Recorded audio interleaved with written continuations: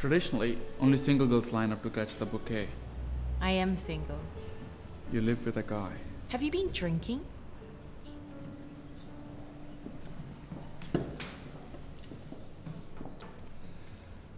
You know, you were the one who told me to stop mopping around and being such a sad sack. And it got me thinking how relationships are a lot like flowers. If you get the right seed, you put it in a good soil, give it water and sunlight, bam, a perfect bud. And then comes winter and that flower dies. But if you tend that garden, spring will come along and that flower will bloom again. Are you telling me you want to become a gardener? I'm asking you, how can you live with a guy but still be single? Come on, okay? It's New York. Haven't you ever seen Sex in the City?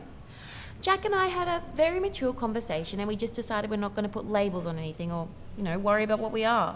So do you believe all that stuff you tell yourself about? Labels. Mature conversations. Sex and the City.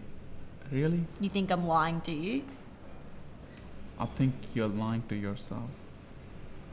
And I think the reason you can't really commit to Jack is because you're still in love with someone else.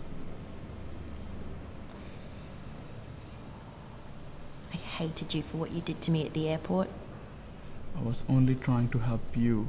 I hated you. But then when I got to New York, I thought of how much you loved me and how hard that must have been for you. And I thought, this is what a real man looks like. This is how a real man loves. But you leaving in the middle of the night without even saying goodbye, that's not being a real man, Matt.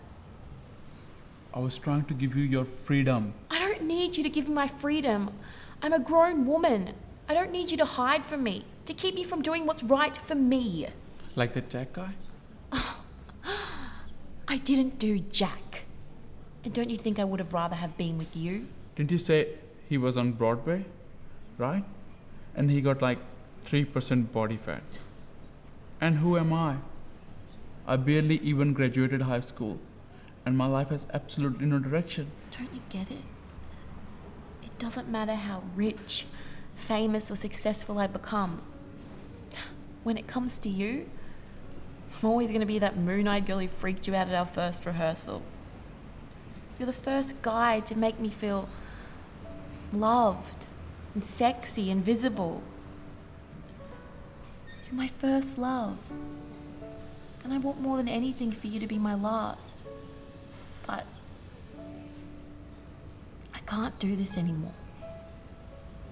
At least not now. We're done.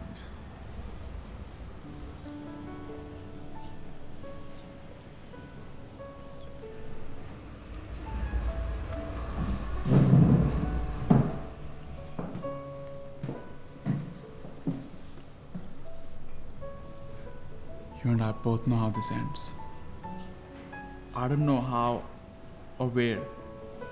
I don't care where you're living or which guy you're shacked up with. You're my girlfriend.